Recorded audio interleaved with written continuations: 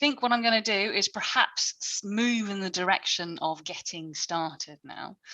So it would be nice to very formally welcome you all to today's November Anatolian Studies virtual seminar. It's really lovely to see quite so many of you here for our very own Yağmur Heffron, who is a lecturer in the history of the ancient Near East at University College London, but also a member of the editorial board of Anatolian Studies. So she is very much part of this journal's family. My name, for those of you who don't know me, is Nisha McSweeney. I am the academic editor of Anatolian Studies. And the idea behind this seminar series, this online seminar series, is to be an extension of the journal, as it were. We tend to usually have talks which are based on papers which we've published in the journal. But today, excitingly, we are deviating from that norm. Yağmur has a very excellent paper, which in the current volume, I keep wanting to say the current episode, but it's not, the current volume of Anatolian Studies, which I would encourage you all to go away and read. It's called Factoids of Assyrian Presence in Anatolia, Towards a Historiography of Archaeological Interpretation at Gültepe-Kaneş. But today we are going to have something a little bit different. We're going to have a more broad-ranging paper, which I think is of wide interest to all of us working across any period in Anatolian archaeology. Just a little bit of housekeeping before we do get started. We do encourage you all to carry on writing in the chat box. It's lovely to hear from you. Do keep telling us what you're up to, where you are in the world. It just makes us feel happy, makes me feel happy to know that. Also, so if there's anything informal or friendly, just please do write it in the chat. If you have specific questions that you would like Yağmur to answer later on after her presentation, please write that in the Q&A box instead. If you write questions in the chat, I may not pick them up, or Yağmur may not pick them up. So if you definitely want the question answered, then please do write them in the Q&A box. Right, now 8 minutes past the hour being variable depending on where you are, I think it is time for us to get started. So I'm going to hand over to Yağmur, a very, very warm welcome, and looking forward to hearing from you. All right, thank you very much. I'm very excited to be here. And earlier I was telling Nisha that this is a topic that I've been experimenting with on various different audiences. Testing sort of responses and also gathering observations and comments from as many different types of sort of groups as possible. And this is, I think, by far my largest so far. So I'll just tuck in and get started with my slides. Right. So it won't really be a surprise to most of you that archaeological excavations in the Middle East typically rely on seasonally hired labor to do the bulk of the digging, the bulk of the earth removal. We don't use as many workers on site as Woolley did it back in the day, but the basic principle remains the same. And there's now recent research into the histories of managing this labor, which have brought the practices, especially of early excavators, under scrutiny. For instance, Stephen Quirk's research into the excavation archives of Flinders Petrie have shed light on the previously invisible Egyptian workforce who actually did the digging, namely the hundreds of men and children on the labor force, and in particular, says the Egyptian supervisors who enabled Petrie to function as an archaeologist. Now, the implications of such work for decolonizing archaeology in the Middle East and North Africa are evident, and the potential for this kind of work to shape ongoing discourse on archaeological ethics is, I think, also quite apparent as well. Understanding the role of a previously invisible group whose activities have been basically indispensable for the very production of archaeological knowledge also has huge epistemological significance for how we do archaeological interpretation. We need to understand better how this knowledge is created in the first place.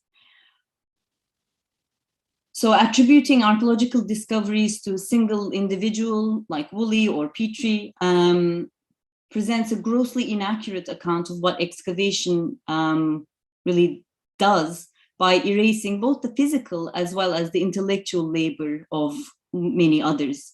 And it perpetuates exclusionary fieldwork practices which dissociate local workers and their insights from processes of interpretation.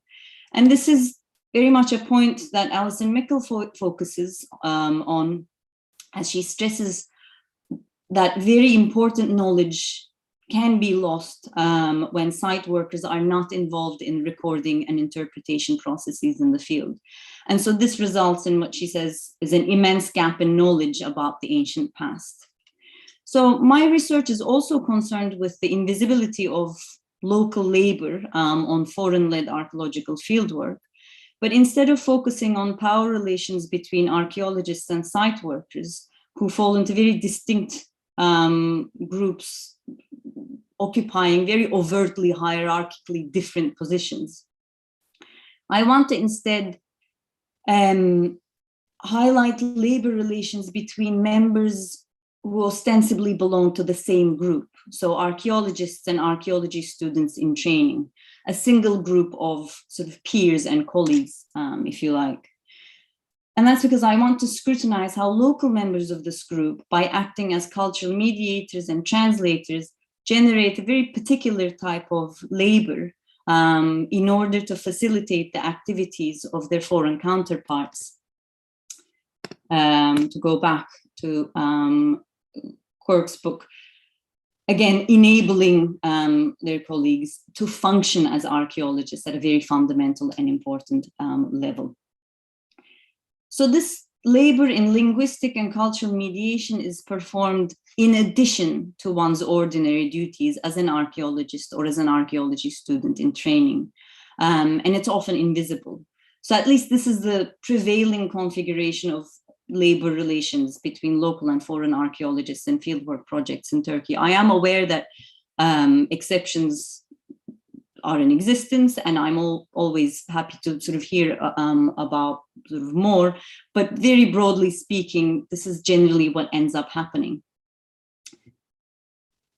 And one of the reasons for choosing Turkey as a case study, well, is simply that this is where all my own experience lies. So I'm a native Turkish speaker. I grew up in Turkey and I studied archaeology at university in Turkey before coming to the UK for graduate school. So, and since my first ever field season as a student, when the Earth's crust was still warm, I've worked exclusively at archaeological sites in Turkey, and with only one exception, always on excavations where the official language was English. So this research very plainly has its point of departure in my own lived experiences and observations. But I do know that I'm not really unique in having performed eye-watering amounts of breathtaking varieties of sort of very stressful and completely unforeseen work as a cultural mediator, whilst also trying to function as a student and later as a professional researcher on international archaeological projects over the years. So I know that I'm not the only person who has ever done this. And I realize, of course, that my own observations are shaped by much broader sort of political patterns against which labor relations between local archaeologists and their foreign colleagues play out. So the fundamental purpose of my research is to translate, if you'll excuse this very opportune pun, the anecdotal component of what's happening here into the demonstrable by documenting how invisible labor of this particular type is generated systematically in archaeological fieldwork. And the second good reason for focusing on Turkey as a case study for examining this kind of labor relations is because local archaeologists in Turkey represent a substantial group with its own agency. They belong to a community, a large community in its own right, rather than a very small minority dotted across a landscape real and metaphorical, of archaeological fieldwork across which foreign teams hold overwhelming sway. So Turkish archaeology, right, okay. I think I've got maybe the wrong slides up here. If you could just bear with me for a minute and I can get updated slides on that. I think one of the downsides of trying the same talk on loads of different audiences is that you end up with millions of versions of the same thing.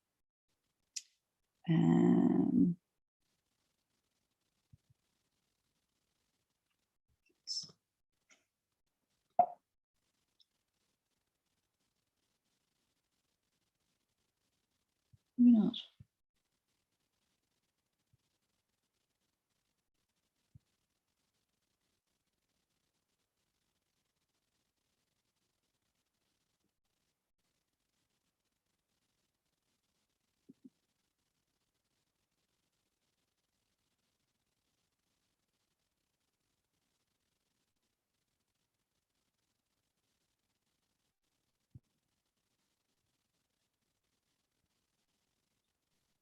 Right, okay, we'll just stick with the short. The slides aren't even essential anyway when you think about it. Right. Yeah, I think if everything is okay, I'm sure it'll be fine. Yeah, I think the slides look fine. interesting and yeah. Right, okay. Here's a nice picture to look at while I ramble on about this stuff. So as I was saying, the second good reason for focusing on Turkey is that it has its own community of archaeologists. And Turkish archaeology has a respectably long history of its own, as well as a sustained and uninterrupted trajectory of developing as an autonomous, self-reliant academic discipline since the 1930s. And that's comparatively earlier than neighboring nation states of the Middle East. So if my figures aren't wildly incorrect, currently there should be at least 44, but I think a few more Turkish universities that have BA programs exclusively in archaeology. Many also offer postgraduate master's and PhD degrees, which means that education and training in archaeology is something that can be sustained internally within Turkey. And out of, I think, a total of 155 ongoing excavation or survey projects, 123 are run by Turkish archaeologists affiliated with Turkish or international institutions. And there are, of course, reasons why this is a bit of an imbalance, which is problematic for other reasons, but that is a discussion that we can set aside for another time. The point I want to emphasize here is that Turkey does already make a very suitable case study for examining labor relations between foreign archaeologists and their Turkish local counterparts within a context of relative evenness, in the sense that neither group has an absolute monopoly over any particular practice. Neither group necessarily really sort of crushes the other by vastly irreconcilable differences that would diminish the value of a comparison, again, along reasonably parallel lines. And another caveat, and I want to be very clear about this, is that when I refer to foreign and local archaeologists, this is by necessity a shorthand. It's not ideal, but it is a shorthand that I use exclusively in relation to sort of language. Really, it doesn't refer to nationality, it doesn't refer to place of residence, and it certainly doesn't refer to race or ethnicity. Although, of course, I realize that all of these and many other aspects of intersectionality, such as age, gender, social class, academic status, all shape labor relations. So all of these things are part of one complex whole. But for the purposes of my research, I want to isolate one variable, which is whether one is a native speaker of Turkish, and therefore I would call them a local archaeologist in that sense, or if they're a non-native speaker or a non-speaker of Turkish, so foreign in that sense. And this is what creates the necessary frame of reference I need to examine the various strategies used by non-native speakers to transcend the language barrier they encounter whilst conducting fieldwork in Turkey. And these strategies fundamentally shape labor relations, particularly by the extent to which they generate, as I said, additional yet invisible labor for one particular group for the benefit of another. And from this perspective, because it creates a certain sort of inequality, it does become a question of archaeological ethics. We also need to consider the epistemological implications of a research setting in which one group must continually, often extensively, sometimes absolutely completely rely on another group for communication, whether that communication is to gather information, to gain understanding, or to express opinions or contribute one's own knowledge. So we need to really stop and ask, what is lost to the foreign archaeologists in translation? What is lost to the consumers of archaeological knowledge who are hardly, if ever, informed of the processes of fieldwork engagement at the time this knowledge is produced indirectly via translation and mediation? So, you know, if your colleagues are telling you that they were told by a worker on site about something, or that they sort of encountered local villagers who sort of, you know, informed them about maybe something of archaeological relevance, do they mean that they spoke to these people sort of directly, or have they had help from a third person, in which case, why are they not mentioned? But also there are never really any checks or controls for the accuracy or the objectivity of what local archaeologists translate for their colleagues. So just because someone on your team is a native speaker doesn't mean that they're necessarily equipped to be a competent translator. So that's another consideration, I think, for recognizing this sort of work as work in its own right. But the purpose of this research isn't simply to document sort of bad habits or when things go wrong, but I also want to find examples of good practice when and how labor relations can be affected positively by processes of linguistic and cultural mediation, ideally through reciprocal exchange of skills, knowledge, and experience. So there's a lot of potential to be gained out of this, but we can only maybe fulfill that potential once we sort of drop some of the bad habits that we're all used to. So, like I said, local archaeologists or students, in addition to their ordinary tasks as team members, also routinely act as interpreters, intermediaries, helping foreign projects run efficiently in an unfamiliar cultural landscape. The service they provide is vital, but it's not recognized usually as a job in its own right, despite the mental load and the time deficit it creates. But local archaeologists also share in this unspoken understanding that they do these jobs voluntarily and they want to be helpful.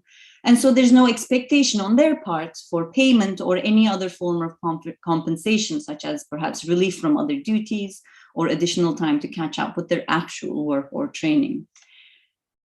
So what happens as a result is that pre-existing inequalities between the two groups are amplified.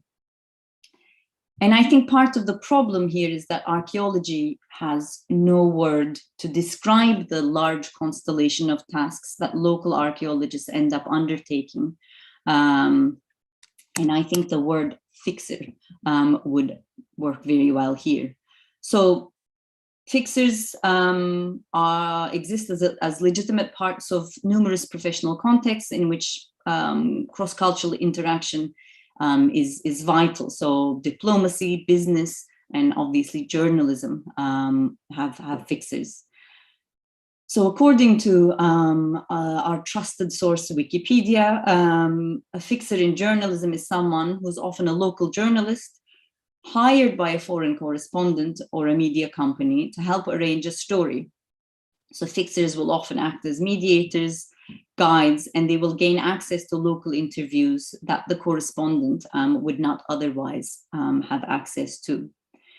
And fixers do a wide range of tasks, anything from setting up drivers, fixing travel otherwise, setting up hotels, putting people up, all kinds of sort of daily needs of a colleague sort of as they exist in the field. But they can also read social cues in a way that sort of foreigners can't. And again, foreign archaeologists working in Turkey, very much like journalists in the field, require similar assistance ranging from basic transportation and to accommodation needs, to communicating with local dignitaries, government officials, museum staff, as well as, of course, members of the immediate host community, including hired workers when on fieldwork. So it's inevitable that foreign teams have to rely on fixers. That's not inherently a bad thing, of course. And this need is especially big during the early years of a project when everything is sort of quite unfamiliar, perhaps. Now, one fundamental aspect of fixer work in journalism is that it's indispensable. And this is something that journalists are, again, emphasizing.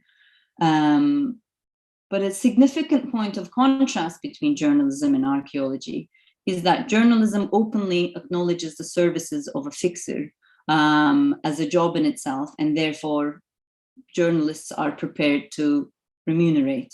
Whereas archaeology tends to rely informally on research collaborators or students to do this kind of work for free in their own time, or time taken away from their actual work.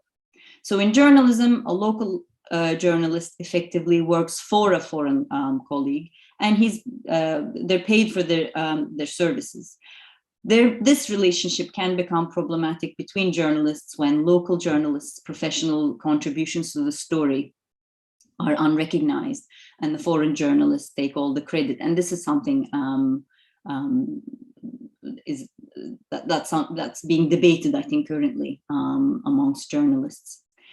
In archaeology, on the other hand, local and foreign colleagues work together as members of the same project. Their relationship in this way becomes problematic when the work of foreign archaeologists is prioritized over the work of their foreign colleagues, who end up taking additional unpaid work as fixers. So journalists seem to be increasingly paying more attention to the ethical issues surrounding fixer work in their field. And some of this critical commentary over there could be useful for us archaeologists to consider over here. But I'm not really aware of similarly self-reflexive discussion amongst archaeologists, and I would again be very interested in hearing more about it if you're aware of similar work undertaken elsewhere. But I think part of this reason that this isn't something that we talk about often enough is that, again, fixer work is invisible work. And the idea of invisible work, invisible labor, is something that's been formulated in feminist commentary, originally to draw attention to domestic duties, housekeeping, childcare, that women are just ordinarily expected to undertake, but it's not considered work, and it's not something that is paid. So in current sociological research, I think the concept of invisible work is applied to a much broader range of social and economic contexts, including formal employment relationships. But this doesn't really quite fit archaeology, where most work that we do on excavation is by default unpaid. So if I want to be sort of a bit brutal, I would say that a lot of archaeological fieldwork runs on free labor, and it's free unpaid labor from students, from colleagues. No one's really quite immune to it. Obviously, yes, there are instances where sort of people are paid, or at least their expenses are covered, but we cannot deny the vast amount of labor generated that is never sort of compensated in monetary terms. If you try to actually hire people to the same amount of work, you wouldn't be able to function. So again, that is a problem that probably needs to be discussed on another occasion. So when so much of archaeological fieldwork really runs on unpaid labor, what really sets the invisible fixer work apart from anything else? Why is this a special case? And the answer is that it systematically creates a second shift for one very particular group. And the second shift, or a double burden, is also an idea that originates initially in feminist scholarship to again refer to domestic duties, housekeeping, childcare, etc., that women undertake. Not only is it unpaid, but they have to do this in addition to their full-time jobs outside the home. So this is something that applies to women who already have a job, who already have a paid job, but they do another one on top. So come home and your second shift starts.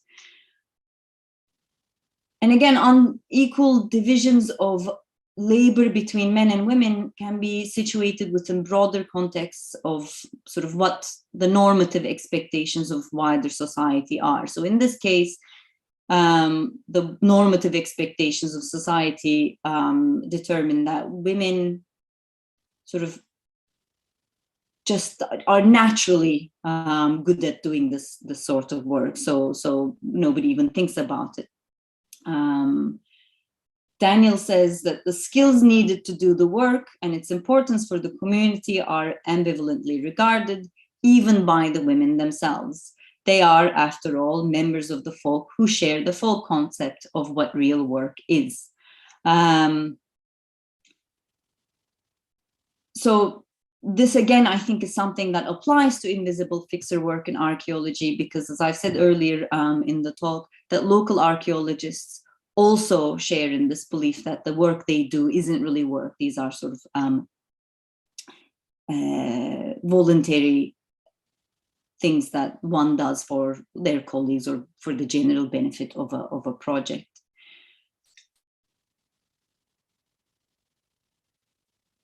And again, because women are generally sort of associated with certain characteristics or skills, and again, I quote from Daniel's, activities of nurturing, comforting, encouraging, or facilitating interaction are closely associated with women's natural or feminine proclivities. Such activity is not seen as learned, skilled, required, but only an expression of the character or style of women in general. So this is stuff that just comes naturally. And again, I think a very similar perception underlies when local archaeologists are regularly and extensively used as translators and cultural intermediaries simply because they are native speakers. So it's naturally their job. I mean, who else is going to do it? It should be easy enough. And certainly it's much easier than a non-native speaker to struggle through anyway. So a lot of this translation and cultural mediation then is seen by everybody concerned as small informal favors, something that won't require much effort at all. And again, local archaeologists are perfectly happy to oblige, help their colleagues, resolve difficulties, and generally make a contribution towards the overall well-being and the smooth functioning of a project to which they also belong and in which they also have a stake, right? So this is also benefiting everybody collectively, obviously. But when you do take stock and break down the work that is actually involved, the enormity of time, skill, and energy required becomes evident. And it seriously skews things when such work is carried out as a second shift for local archaeologists to help out their colleagues. And then what happens is that the double burden of fixer work diverts time and intellectual effort from one group to another, both of whom are then expected to produce comparable outputs. So this is really where the inequality really comes in. But of course, unequal labor relations don't exist exclusively between local and foreign colleagues, and there are clearly very obvious cases of a gendered second shift on excavation, I'm sure we all have observations that would be in keeping with this. But I'd like to sort of bring in Sally Pinford, because I think she was a PhD student on excavation, and she was asked to leave the site at 10 a.m. every morning to help the director's wife with the shopping and cook lunch for the crew. And so she famously said, "I'm not here to cook, I'm here to dig." I think you can get that on a sticker. And again, I fully realize that men can be similarly targeted for gender-specific tasks on excavation. We've again all seen this, driving, repairs, moving heavy items, things that we associate are naturally a man's job, sort of are dumped on blokes. So again, there isn't anybody who is, as I said, sort of safe from this kind of behavior on excavation. But returning to the invisible labor of local archaeologists, I want to consider a couple of hypothetical scenarios. So let's imagine a trench supervised by a non-native speaker with 2 second-year undergraduates as trainee assistants assigned to this trench and 4 local workers. So we have undergraduate A, who's a native speaker, but undergraduate B isn't a native speaker. So each day, undergraduate A has to interrupt her work to help the trench supervisor communicate with the workers, while undergraduate B gets to continue excavating.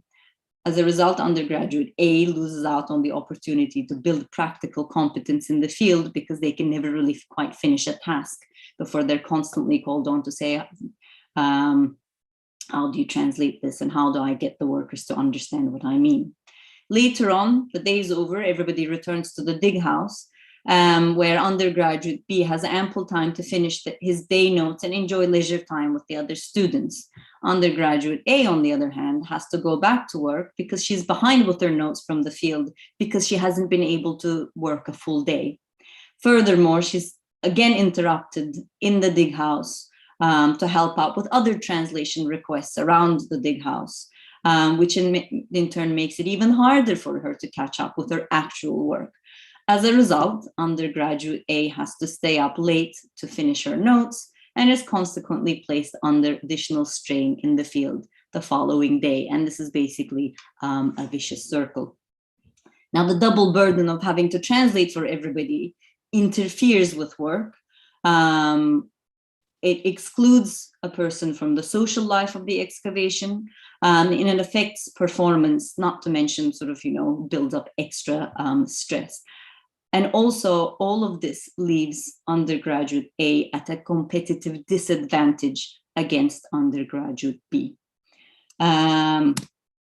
So the sleep gap is real, the leisure gap is real.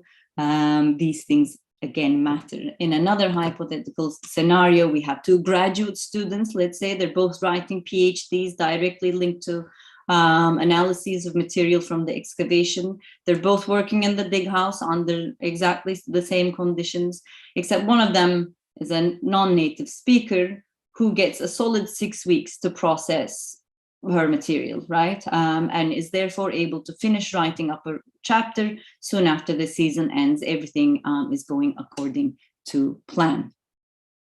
The other student, however, is behind with his analysis, which might set his entire research back a whole year if he has to return the following season to finish processing his material. And that's because this student is the only native speaker working in the dig house during the day. So he's frequently called upon to deal with numerous issues which require communication with dig house staff, for example, the cook or the shirt washers or whoever else might be there, or other members of the local community. So when the electrician arrives to install the flotation tanks, it's the native speaker who has to go and translate between the archaeobotanist and the electrician and so on and so forth. When men from the village turn up and they're inquiring for jobs, it's our student again who has to sort of go and speak to them, ask them to come back when the director's back in. And of course, when the director comes back in, the student returns again to translate and intermediate, and on it goes. So everybody's very grateful to the student And the student is happy that, his help is appreciated, but the research time he loses goes kind of unaccounted. He's more prone to burnout, he's more likely to fall behind, and again, he's left at a competitive disadvantage against his peers. So solutions, all right, okay, so what are the solutions to this range of problems? Now, monetizing fixer work seems like the obvious solution, but it may not work especially well for smaller and not very well-funded projects that may not be able to hire at even one, let alone several dedicated fixers or translators separate from their staff. It's not maybe currently an achievable goal for many projects. But at the very least, I think if a project operates under the expectation that staff and students who are native speakers are to provide regular translation and other fixer services for the rest of the team, this has to be very clearly acknowledged. It has to be acknowledged also beyond the usual lip service by which colleagues are thanked very sincerely, never in doubt, but usually kind of vaguely for all their help and assistance. But this, I think, obscures the actual nature of the work, but also places native speakers in a secondary position as assistants helping the actual work of others when they are also archaeologists or students in their own right. So again, I refer back to Daniels, who says, what can we give that is more than the perfunctory honors and sentimental accolades we now offer homemakers and volunteers, yet less than or different from a regular salary? So a similar question also arises sort of in a feminist context. If you can't, or, for whatever reason are disinclined to pay people money for a kind of work, what can you give them? Daniels doesn't sort of propose a single concrete solution, but a way of designing solutions, which I think is useful for the ways that we can think about the problems I've identified in archaeology. So she says, once we appreciate the significance of all the pieces of emotional and physical work that now do not receive the dignity and moral force of definition as work, we can regard the workers in a new light, appreciating both their effort and their skills. So the clearer you are about sort of substantial work, the likelier you are to sort of, respect the work that somebody produces for your behalf. So first and foremost, the role of local archaeologists as fixers must be recognized as an indispensable and essential component of fieldwork. We shouldn't pretend that this doesn't sort of exist. The nature of this work, the skills it requires, and the time and effort it takes up must be accounted for. Fixer work should not be implicitly or explicitly imposed on any team members whose primary job is to conduct research, provide or receive research training on excavation. Junior members who are most vulnerable to unequal power relations and therefore less likely to be able to refuse these additional tasks also need to be protected. I think it takes a lot of guts to be able to say, I'm not here to translate, I'm here to dig, and we can't all be Sally Pinford. So if and when local archaeologists are willing to take on fixer work, and they are able to do so as a result of sort of independent choice, then adequate provisions should be made in their overall workload to prevent a double burden. This could easily be done in the form of relief from other work, non-research work that normally everybody does around excavation, the excavation house, such as cleaning rotas, etc. They might perhaps be given extended deadlines or extra leisure time. And most importantly, fixer work should not interfere with research time or training. And substantial translation work, such as official reports submitted to maybe state authorities, and translation work that's going into print in any form, needs to be paid And I think it needs to be acknowledged explicitly in writing that there's a translation involved there, because this is someone's intellectual work that we tend to gloss over. And in the absence of such measures, local archaeologists and students who join projects on the understanding that they're there to do research and they're there to be trained, but who find that they regularly have to interrupt these things to instead facilitate the research and training needs of others, then are ultimately operating under the understanding that their time and their work is of secondary importance and therefore of lesser value. So commentators on archaeological labor have already recognized that it's bad enough that archaeologists such as Petrie in Egypt or Woolley in Ur have been traditionally presented as the excavators, the discoverers, and the interpreters of archaeological sort of findings, and that their work, when in fact is given central place, when their work is in fact facilitated and only possible through the labor of hundreds of others. Now, we need to also consider how much worse it is when archaeological work in which local and foreign archaeologists are meant to have an equal stake is essentially carried out in a way in which one group has to take on an extra invisible job to support the other. So arguably, our fieldwork archaeology has a systemic problem in creating this kind of value hierarchy between real work and supporting work. And as I said, fixer work undertaken by local archaeologists is only one type of this kind of problem.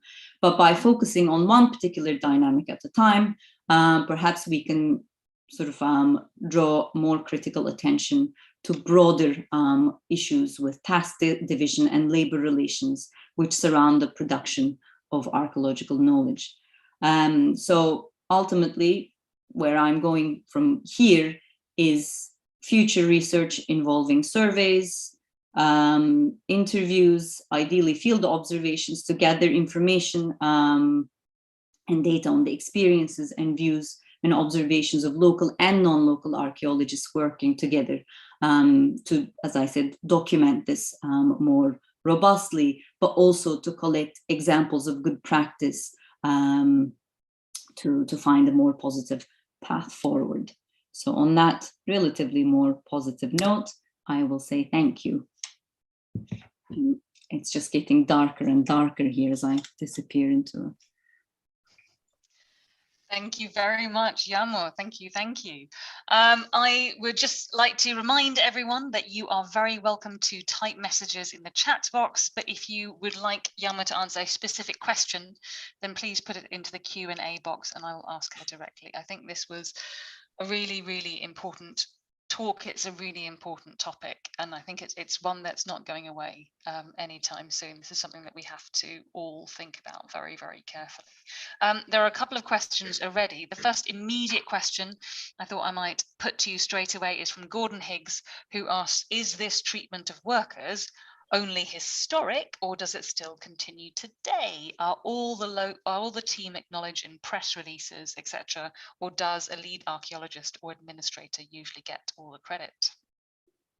I think for site workers, I think the fact that they are excluded from sort of what we consider our official and legitimate processes of knowledge production, you know, they're not really normally a part of this, and this is something colleagues like Alison Mickle sort of are drawing more attention. Local colleagues and students, so other professional archaeologists or academics or sort of graduate students who happen to be sort of native speakers but are members of projects, obviously their work is acknowledged, but their academic or archaeological work is acknowledged sort of more specifically, you know, if they appear as co-authors, for instance, or if students sort of, you know, have been excavating and their work is usually mentioned. But the translation work is usually something that gets glossed over. You know, occasionally you might get a thank you. Oh, thank you to our colleague such and such who helped us sort of, you know, with translations or communicating, you know, but it's not something that I think is done sort of clearly and consistently. So academic work certainly does get acknowledged, but the invisible work is something separate, and that's the bit that's sort of going missing. Yeah, I mean, from my experience as well, I think you're right. I think these things are absolutely invisible, and people don't acknowledge it. And I think it's a problem beyond Turkey as well. It's a broader problem in many places. Okay, we also have a similar question about your data from Burcu Ercias, who says, thank you for this paper. I think you may have answered at the very end, but for this piece, I'm interested to know where your data derives from. Have you conducted interviews with local archaeologists and maybe directors of excavations too? So currently my data is anecdotal, so it's not data, but so the purpose of sort of trying out this talk is to basically outline what I sort of think is happening as a justification for then going into the field and collecting this data. So again, a lot of this is anecdotal sort of from me, but also from other colleagues, but not collected sort of in a systematic way and quantified, which is the next stage, which will include interviews and observations, and then I can pull it together. So the purpose of this is to say, here is what I think is happening, and this is why I think it's an important thing to then go out and do research on. I think, can I actually ask, following on from that, do you think, just anecdotally, if there are any differences to be seen between different types of foreigners, that you know, are Anglophone digs organized in a slightly different way from German-speaking digs or Francophone digs? Or, I mean, do you think there's maybe slightly different structures and practices? Probably, my hypothesis would be yes, but again, you know, I would have to go out and test this and gather data from, and again, part of the sort of the systematic part of this sort of research when I do start that, it won't be just sort of interviews with sort of local archaeologists, but also with sort of directors and as many different personalities that make up an excavation team as possible, but also to look at limitations that people have to operate under. So for instance, I'm very well aware that learning Turkish is something that many colleagues find difficult because the opportunities to learn Turkish, sort of especially outside of Turkey, are very limited. And again, you know, there isn't always time or money to do these things. And individuals, but teams struggle to sort of close this gap. So one question to ask would be, for instance, if institutions really have any context, or they offer any time or funds specifically for this. I mean, there are loads of opportunities for students or professional colleagues to gain sort of skills, competence in a range of things to be able to carry out their research. But language learning never really seems to be considered enough to pay for. This is never really written into grants or anything like that. And if anything, a lot of language learning initiatives tend to focus on teaching local students or local communities English or other languages, so they can communicate better with the archaeologists. But similar sort of, you know, transfer of knowledge from the other side doesn't seem to be kind of considered almost. But again, these are all sort of broad patterns that I'm picking out, and the next step is to actually test, you know, what is happening to what extent. But I would expect, yes, different traditions of doing archaeology will have different problems, but also different solutions.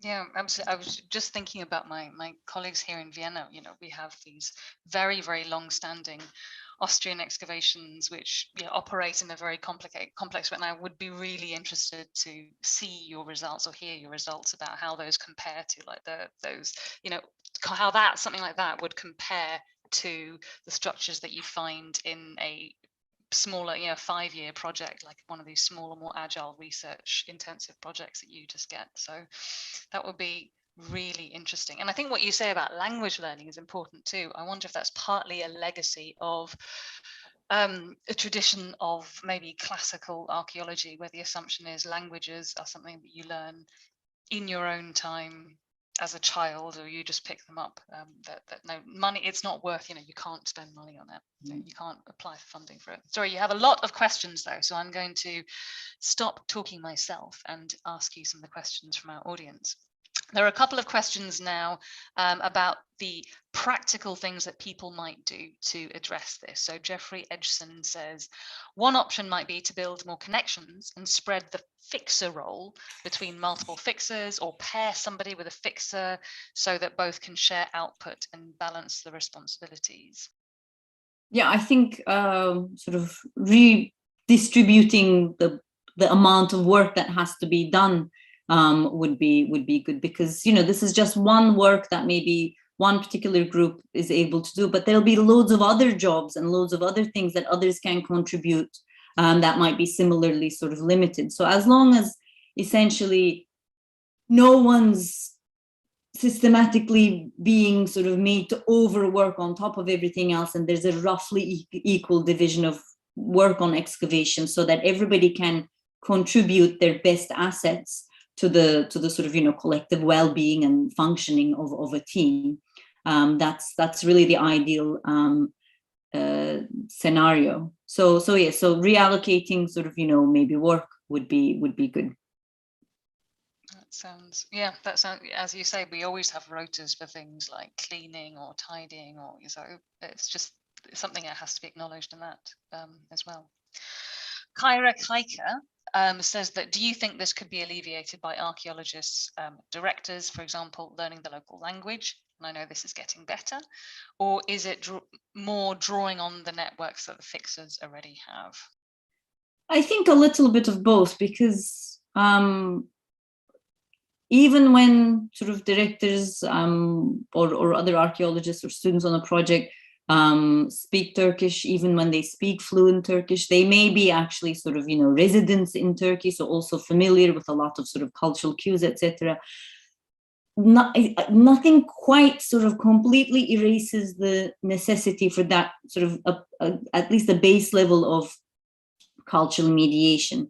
And that's not a bad thing. And sometimes it actually makes things potentially easier, potentially more fruitful. It can enrich communication if it's sort of maybe done by mediation. So needing a translator or needing a fixer isn't a bad thing at all, and it's inevitable, especially when you consider that sometimes people work in more than one country, and how many languages are you really able to pick up to a functional degree whilst also yourself being a full-time academic? So these things are real problems. And like Nisha said, with shorter term projects, it's a huge investment that may not always be possible to it. So relying on translators and fixers is not a problem, but maybe the extent to which you rely on them could be scrutinized, and choosing who does the translation and fixer work for you is important. But at the same time, I think if you are a person who is looking to lead a long-term project in a country and you don't speak the language, and you sort of go through decades of not speaking the language, I think it's in poor form. Because sometimes when you think about it, I tell colleagues, well, if I wanted to lead an excavation in Portugal with my entire sort of like team of Turkish speakers, none of us speak a word of Portuguese, and we just want to sort of set up and say, oh well, give us some local students, I'm sure we'll get by. I mean, I wouldn't in all seriousness be able to put a funding application through. It's like, it's just not possible. So So I think there are also some problematic attitudes to how useful and how worthwhile it might be to learn sort of, a field language if you're working in the Middle East. So that's something that needs to be fixed. And if you are in a position of sort of power, I think maybe you need to make the most effort. But I am aware that we can't expect sort of perfect fluency and high levels of linguistic skill from anyone and everyone, and that would be unfair. So, a happy medium needs to be found. We've got a few more questions which are not methodological, more practical about what can be done. There's one in the chat from Christoph who says, can you elaborate on the comparative advantages and disadvantages of monetizing the labor of a archaeologist student versus monetizing the labor of a non-archaeologist student? Well, sometimes I think, generally, myself included, people might be offended if you offer them money for that. And it is again a very cultural thing in many ways, because partly this is the work that we want to do because you want to help colleagues, but it might, as I said, might be almost considered offensive to sort of offer pay. But again, perhaps that's because it comes as an afterthought. So I think it has to be outlined at the start, when sort of people are brought onto the project, about what their duties and responsibilities are. Because again, some people on excavation are paid for their time while others aren't. Some students are compensated for their expenses, some aren't. So there are always sort of individual ways of working this out. I mean, it's not, fair, but you know where you stand at the beginning. So if you want to approach, for instance, a student and say, look, we would really like you to do this work for us, then it has to be a negotiation. Are they happy to do this work sort of maybe half-half, and then they get paid for the fixer half, but they don't get paid for the archaeology half because that's part of their natural existence as a student, perhaps. But I suspect that there may be an under sort of utilized resource in students who are maybe trained as archaeologists, but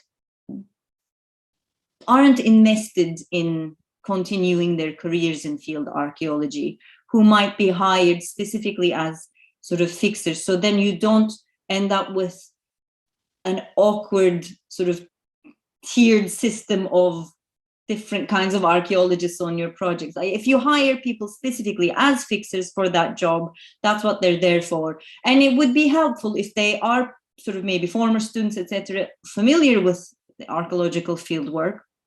Or if you want to sort of utilize the skills of people who exist on your team as students or archaeologists, then it has to be, the work has to come out of somewhere, right? So their 100% of work time has to sort of change, and it has to be done in agreement. I was recently encouraged by an anthropologist colleague to give this talk more with sort of personal experiences. He said, you should front load this. There's a lot of room for this in anthropology. There's nothing wrong with starting out with your own experiences, but I'm still a little bit reluctant and shy about that. But I will sort of share one anecdote when a dig director once told me that they were considering asking undergraduates to pay to be on excavation as a field school model, right? So you pay to be trained on, to receive training on excavation, which is all well and good. But I pointed out that it might be difficult for Turkish students to do this because they won't have the institutional funding. A lot of them wouldn't be able to do this out of pocket. And it might lose us Turkish students if we start charging them to be on excavation. And the director said, oh, that's fine. We wouldn't charge the Turkish students because they already provide us with translation services. So in their own mind, this director had already monetized the value of this labor. So in their own mind, they were already kind of profiting from students who weren't paying, but the students had never been part of this. So they thought they were there under the same conditions as everybody else to be trained, but they were actually being used for an entirely different job. And I thought that was really disturbing. So I think as long as it's very clear at the outset, you can try any strategy that suits your team and your needs, whether you use archaeologists or non-archaeologists as sort of fixers, or and again, you know, even if payment isn't possible or desirable, there are other ways to sort of alleviate the burden. So it doesn't have to be, you know, cold hard cash, but you might give other opportunities or relief to the people who do this job. So yeah. Makes sense. There's another more kind of practical question from Gökçe Bike Yazıcıoğlu, Santa Maria, I'm so sorry, who says, thank you, Yağmur. Can you tell us a bit about how you think the ministry's relatively recent practice of requiring foreign directors to assign Turkish associate and second Turkish associate directors for their project plays out in this field of inequalities? It is a bureaucratic arrangement, but could we as a community perhaps think of ways in which we work within this framework while meaningfully acknowledge Turkish colleagues' work? Sorry, I've lost the ability to speak today. Thank you. Hello, Bike. I've been asked a very similar question before about this talk, and I think this is you know, exactly this is one of these sort of situations where there are official constraints and sort of, you know, top-down requirements, etc., which we can, I think, like you suggest, think creatively about and use to everyone's advantage. Again, it really depends, I think, on the particular configuration of a project and its members and its requirements. So if you have to appoint a Turkish assistant director, I think, you know, you sort of can decide whether you want that Turkish assistant director to chiefly serve as an archaeologist, you know, sort of contributing primarily to research, or if what you need more is someone to sort of, you know, act as fixer and mediator, which again, as long as we recognize it as an important and vital job in its own right, it's just as valid a job as anything else. But so you know, there are ways to use these kind of rules and restrictions to our advantage, and I think the fixer context would be a good one. I think somebody in a previous occasion even suggested that because, you know, the new regulations also require 51% of all excavations to be composed of Turkish nationals. Again, you know, loads of issues to do with this rule that, you know, that's another point of discussion for elsewhere. But again, this could potentially give us an opportunity to think creatively and say, well, okay, now I have a quota to fill. And it may not always even be possible to fill this quota with you know, professional archaeologists or full-time students or people who actually want and need to be actively participating on excavation. So perhaps this quota could be filled by people who are given different jobs as translators, you know, with a particularly sort of archaeological, obviously, formation. So that was another thing that somebody else also suggested in a similar context. So yeah, I think there are ways to sort of go around these things, and maybe if you just sort of put one difficulty against another, you know, they cancel each other out and something beautiful emerges. Fantastic. We also have a comment more than a question from David Hill, who talks a bit about personal experiences, as you brought up some anecdotal personal experience. He says that his own experience after 9 annual field seasons in Western Turkey, in collaboration with Turkish archaeologists, has not given me the same experience that you allude to as being problematic. I accept your point, though, and can see that there is a problem out there. Yeah, and again, you know, this isn't always a disaster all the time. And another point that I want to emphasize is that if you are sort of singled out, let's say, for fixer work, although occasionally, well, not regularly, I think, but, you know, frequently, it might take you away from your archaeological work, it will also give you opportunities. It will put you in context. It will put you in networks that you would otherwise not be part of, that you would normally perhaps be excluded from. So you get to be sort of present, you get to witness, you get to be a part of interactions that normally, you know, you wouldn't get to see. You can learn a great deal, you can observe a great deal, and it can sort of benefit a person enormously and give them a different kind of advantage. And mostly this is work that a lot of colleagues and students do very willingly and very happily, because again, it gives you a sense of importance as well, and you feel indispensable, and it is a good thing to sort of be useful. But that shouldn't mean that it should come at the expense of your professional activities. But it is also something that's kind of almost difficult to detect, even, you know, for the people who do the work.